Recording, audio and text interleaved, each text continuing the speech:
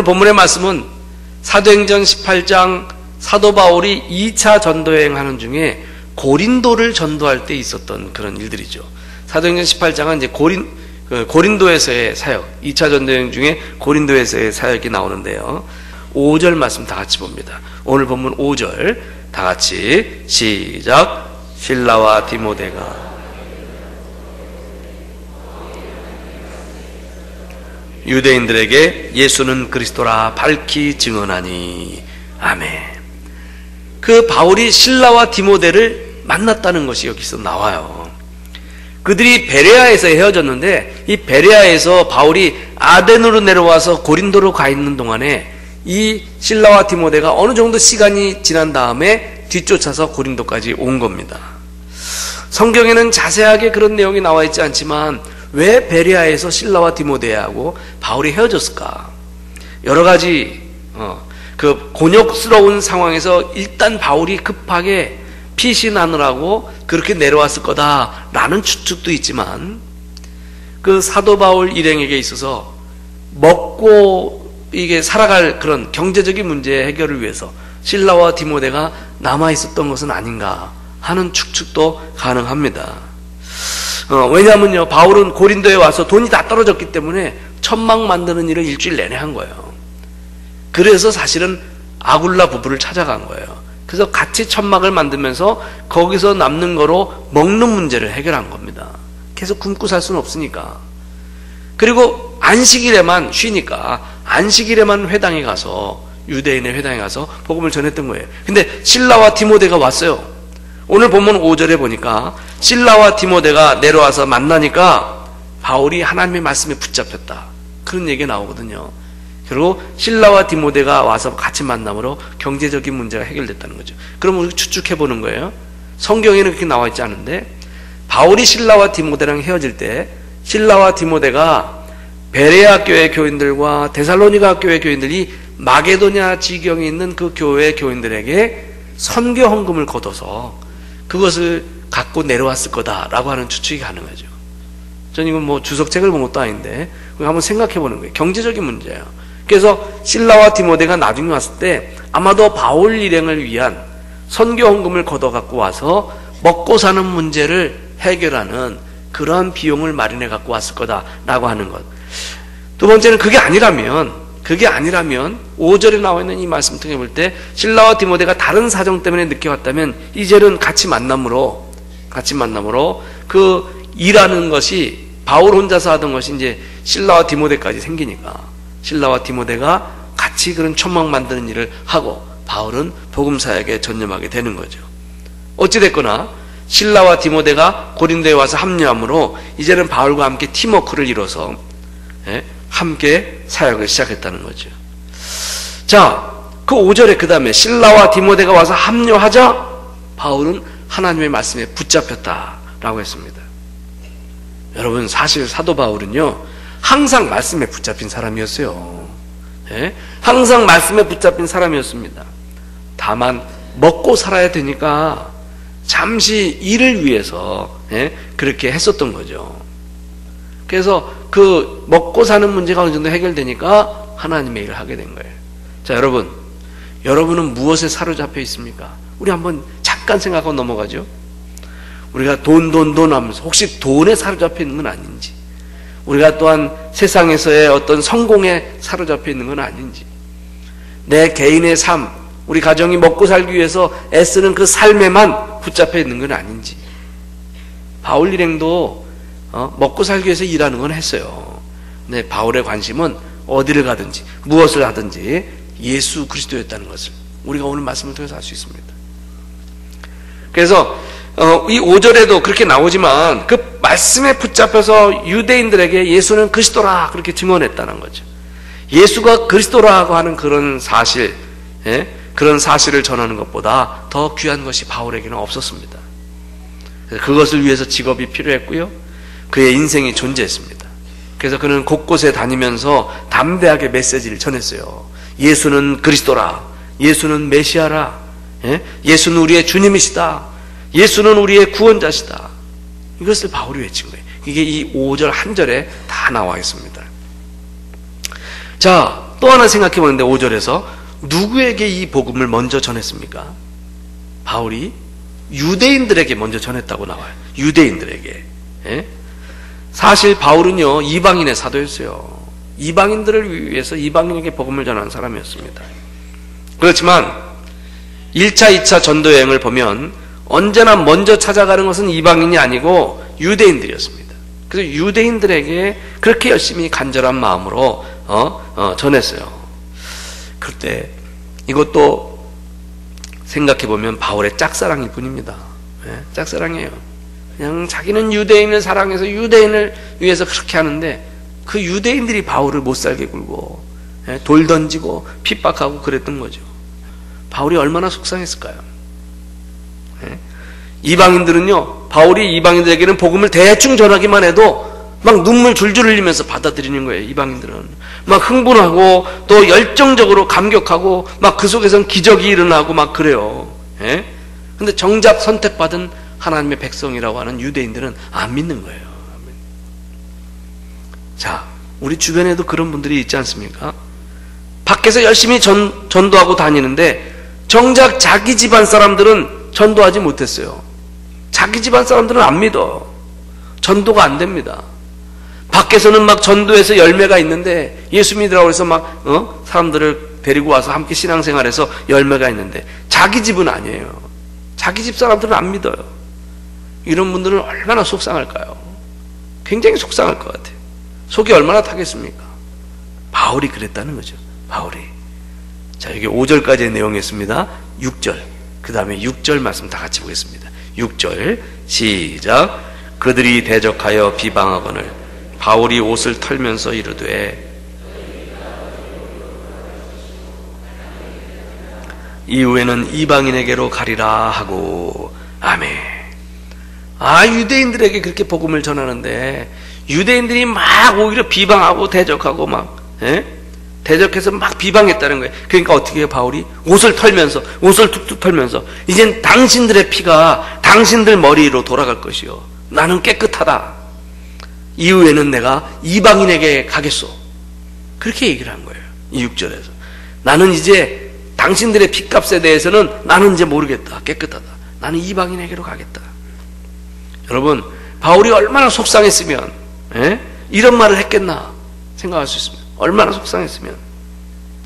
사도 바울은요, 자기 민족인 유대인들에 대해서 배신감을 느꼈고 가슴 앓이를 했어요.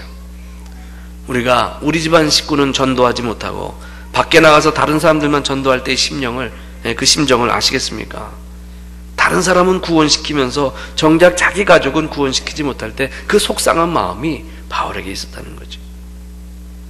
자, 이제 이런 유대인들 향해서 그 마음을 털고 이제 나가기 시작하는데 새로운 사람을 만나서 새로운 결실을 맺게 되는 겁니다. 그 다음 7절, 8절 다 같이 보겠습니다. 7절, 8절 다 같이 시작. 거기서 옮겨 하나님을 경외하는 디도 유스도라 하는 사람의 집에 들어가니 그 집은 회당 옆이라. 또 회당장 그리스보가 고린도 사람도 듣고 믿어 세례를 받더라. 아멘. 이제 나는 이방인에게 가겠다 라고 하면서 이 바울이 찾아다니다가 디도 유스도라고 하는 사람, 그 사람 집에 가는 거죠. 디도 유스도라고 하는 사람은 고린도 지역에 계속 살고 있었던 그런 사람 같아요. 그 집에 찾아갔습니다. 그 집은 마침 회당 옆에 있어서 그는 회당장과 친했던 것 같아요.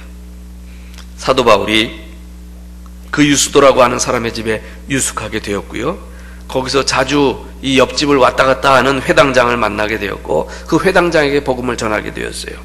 그래서 그 회당장이 예수님을 영접하게 되었습니다. 회당장 그리스보라는 사람이 예수님을 영접하게 되면서 그의 온 가족도 믿게 되었고요. 고린도의 수많은 사람들이 믿게 되었다는 거예요. 그리스보라 때문에 고린도가 복음이 많이 전파됐다라고 그렇게 반드시 얘기할 수는 없겠지만 그래도 그 그리스보라는 회당장의 영향력이 고린도 안에서는 꽤 컸었다라는 것을 우리가 생각할 수 있는 거예요. 많은 사람들이 신뢰하고 믿었던 사람이 아닌가 싶습니다. 그래서 고린도에서 많은 사람들이 예수를 믿게 되었다라고 하는 거예요. 여기까지 고린도 전도에 대한 지금 말씀이죠. 자, 그런데 바울이 고린도에서 그렇게 열심히 복음을 전했지만 그의 마음이 평안했을까요? 그렇지 않았을 거다라는 거죠. 왜냐하면 그 뒤에 나오는 주님이 환상 중에 나와서 그 바울을 위로하는 장면을 볼 때 굉장히 낙심하는 일들이 있었을 것 같아요. 고린도에서 많은 사람들이 믿었지만 역시 많은 반대와 핍박이 있었을 것이고요. 이 때문에 힘든 일도 있었을 겁니다. 여러분, 우리가 고린도라고 하는 도시를 생각할 때 그곳 사람들이 어떠했을까를 한번 생각해 봅니다. 항구 도시 특성상 고린도는 뜨내기들이 많았을 겁니다. 뜨내기들이 많았어요. 그럼 뜨내기들이 많다는 게 뭐예요? 뱃사람들이 와서 몇 주 있으면서 돈 쓰다 가는 데니까 이 고린도 사람들은 어떻게 해요? 그 뜨내기들, 외부 사람들, 잠시 왔다 가는 사람들 어떻게든 그들의 주머니를 열어서 돈 쓰게 만들어야 되잖아요. 그래서 장사를 하면서 그들에게 돈 쓰게 만들어서 돈 벌려고 하는 그런 생각을 하게 되겠죠.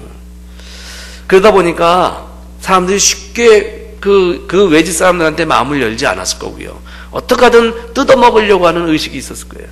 그래서 고린도 사람들의 마음속에는 그 심령이 악하고 물질 중심적인 사람들이었고 도시는 부패하고, 왜냐하면 그런 음란한 일들이 많이 벌어졌던 도시니까 부패하고 음란하고 폐역한 도시였다는 거죠. 그런 곳에서 바울이 생활하면서 복음을 전하는 것이 쉬웠겠습니까? 우리 한번 상상해 보자고요. 제가 선교사님들 이야기를 많이 들으면 선교사님들이 처음에 그래요. 선교지에 나가면 그곳 사람들이 복음을 전해서 예수 믿게 해야 되니까 그곳 사람들 다 아름답게 보이고 막 그렇다는 거지. 또 한국에서 온 선교사들한테 또 그렇게 잘하는 사람들이 있다는 거예요. 그런데 그 선교지에 살다 보면은 그곳에 정이 뚝 떨어질 때가 있대요. 정이 뚝 떨어져요.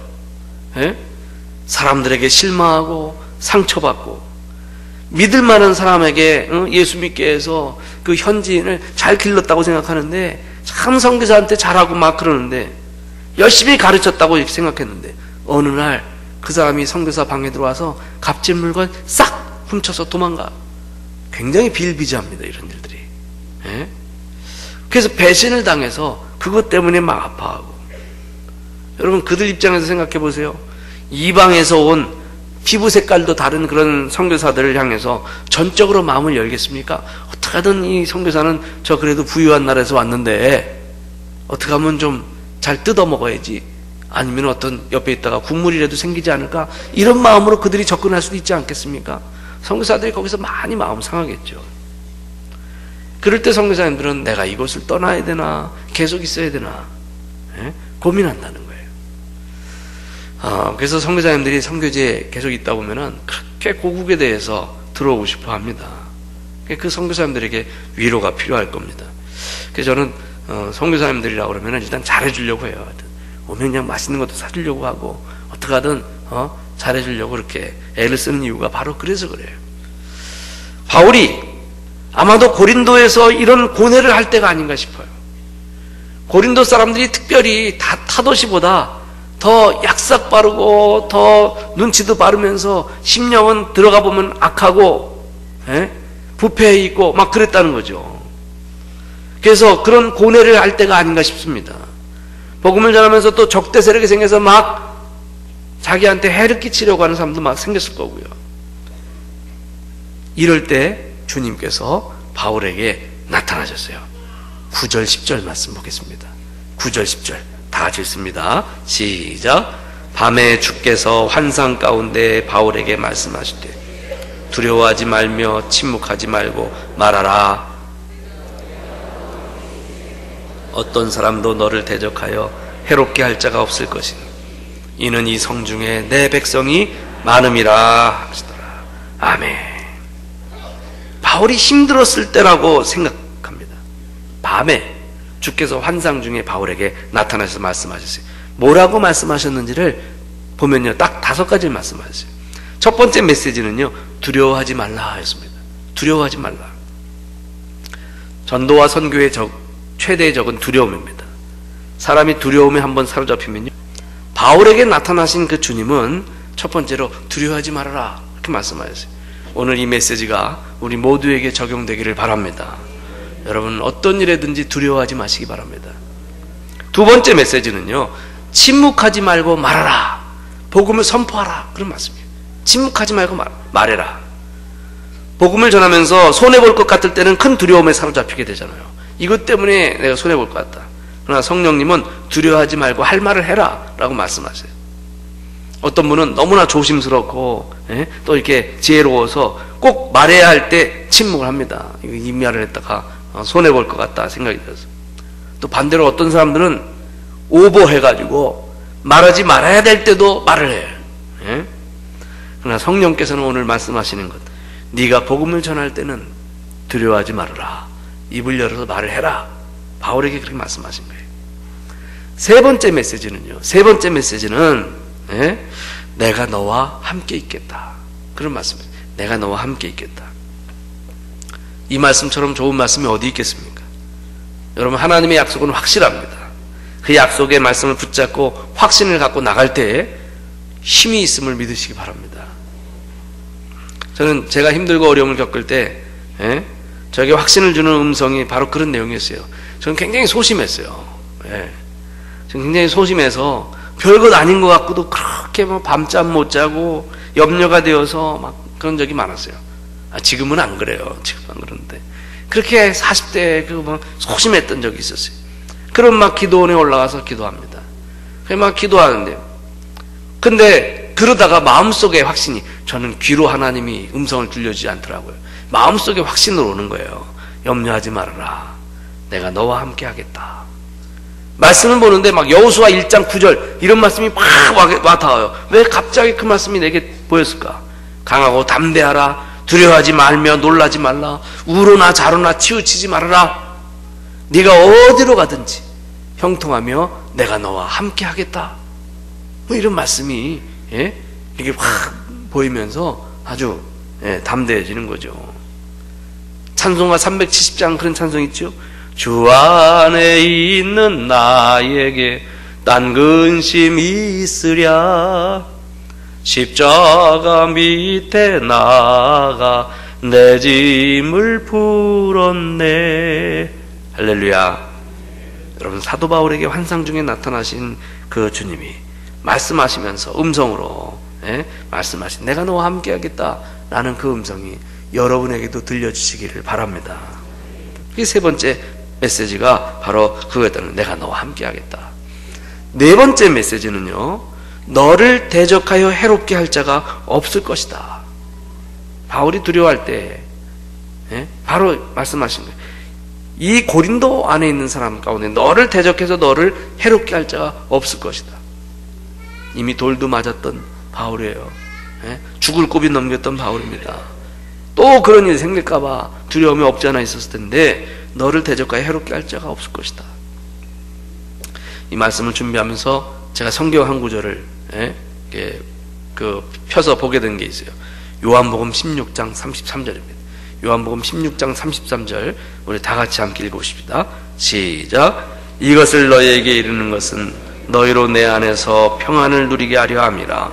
세상에서는 너희가 환난을 당하나 담대하라. 내가 세상을 이겼노라. 아멘. 솔직히 고백하면 이 말씀을 이번 주 중에 보게 된 것은 순전히 황정민 때문이에요. 영화 마지막에 요한복음 16장 33절 봐. 그러면서 영화가 끝나 하여튼. 근데 이 성경을 펼쳤는데 이것이 오늘 말씀하고 관련이 있었어요. 그 유머 때문에 이 본문을 제가 보게 됐는데 우리가 얼마나 큰 힘을 주는 말씀인지 몰라요. 너희가 환난을 당하나, 세상에서는 너희가 환난을 당하나 담대하라. 내가 세상을 이겼노라. 로마서 8장 31절에 만일 하나님이 우리를 위하시면 누가 우리를 대적하리요? 누가 우리를 괴롭히리요? 기근이나 적신이나 위험이나 칼이랴. 그런 말씀들이 로마서에 쭉 나와요. 우리가 하나님 안에 있으면 누가 우리를 대적하겠습니까?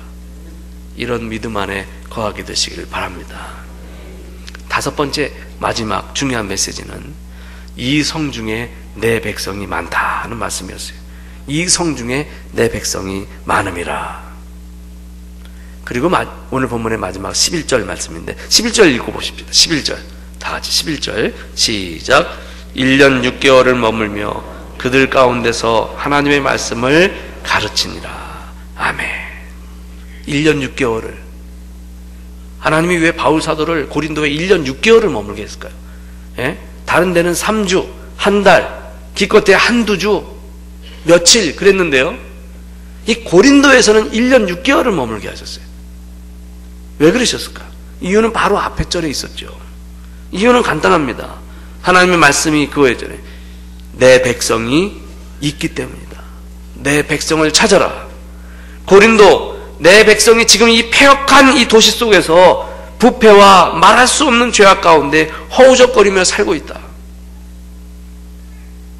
그 내 백성이 많기 때문에 네가 이곳에서 계속해서 복음을 전해라 라는 거였어요. 구약에 보면 하나님이 요나 선지자를 부르실 때도 니느웨 성에 사는 12만 명의 그런 아수르인들을 불쌍히 여기셨어요. 그래서 요나 선지자 보고 니느웨 성에 가서 외쳐라. 그 심판을. 그렇게 명령하신 거거든요. 근데 그 하나님이 지금 바울에게 이 고린도 안에 내 백성이 있다라는 말씀이에요. 이 말씀을 보면서 여러분, 전 그런 생각이 있어요. 오늘날 주님은 우리에게 말씀하십니다. 네가 사는 이 도시에 내 백성이 많다. 또 이번 주 중에 생각한 것, 저 북녘 땅에 내가 택한 백성이 많다. 그들은 지금 공산주의와 가난과 잘못된 이념 속에서, 그 어둠 속에서 살고 있다 라고 하신 거예요. 여러분, 오늘 말씀 가운데 그 주님의 음성을 이것을 기억하시기 바랍니다. 이 성 중에 내 백성이 많음이라. 이 성 중에 내 백성이 많음이라. 하와이 단기 선교팀도 가는데 도착하면 땅을 밟자마자 이 성 중에 내 백성이 많다. 네? 우리가 저 북녘 땅을 보면서 이 성 중에 내 백성이 많다. 우리가 이 지역에 있으면서 이 제천에 내 백성이 많다. 우리 주님의 그런 음성을 듣게 되길 바랍니다. 제가 한 주간 뉴스를 보면서 참으로 착잡했어요. 아까도 이미 말씀드렸습니다만은 북한이 핵실험을 하고 미사일을 쏘고 그래서 개성공단 철수시키고 그러자 북한에서는 더 난리치고 또 우리나라에서는 사드 배치해야 된다고 막 논의가 되면서 미국과 중국 사이에서 어떻게 해야 되느냐로 막 논란이고 페이스북에는 뭐 찬반 양론이 막 난리 났습니다. 어떤 결정이 바른 결정인지 모르겠어요. 근데 제가 생각하기를 우리 기독교인들이 나라와 민족을 위해서 기도해야 될 때다. 더 뜨겁게 기도해야 될 때다. 그런 생각을 했습니다. 예? 분명한 것은 이 나라와 이 민족 가운데 그리고 저 북한에도 하나님의 백성이 많다라고 하는 사실을 제가 마음에 담기로 했어요. 금주부터 사순절기가 시작됩니다. 여러분, 오늘이 사순절 첫째 주일이고요. 이제 40여일이 지나면 3월 마지막 주일에 부활주일이 돼요. 애부터 이 사순절기가 되면 예수 그리스도의 생애와 고난을 묵상하고 우리들의 신앙을 다시 점검하는 그런 기간을 가졌습니다. 오늘날 우리들에게 사순절이라고 하는 절기가 무슨 의미가 있을까요? 복잡해지고 다원화된 이 사회 속에서 살면서 우리의 삶에서 신앙적인 요소들을 다시 정립하는 기간으로 보낸다는 것이 어떤 것을 의미할까요? 요즘같이 국가적으로 위기와 대립과 갈등의 국면으로 접어들 때 우리가 하나님 앞에 더 나아가서 더욱 기도하는 기간으로 보내야 되지 않을까요? 그런 감동이 왔어요. 우리 사순절기에 더욱 열심을 내십시다. 더 뜨겁고 간절하게 기도하십시다. 사도 바울처럼 복음 앞에 나를 세우고 기본적인 신앙을 바로 세워나가게 되시기를 바랍니다. 그러한 저와 여러분에게 하나님의 축복이 함께 하시기를 바랍니다.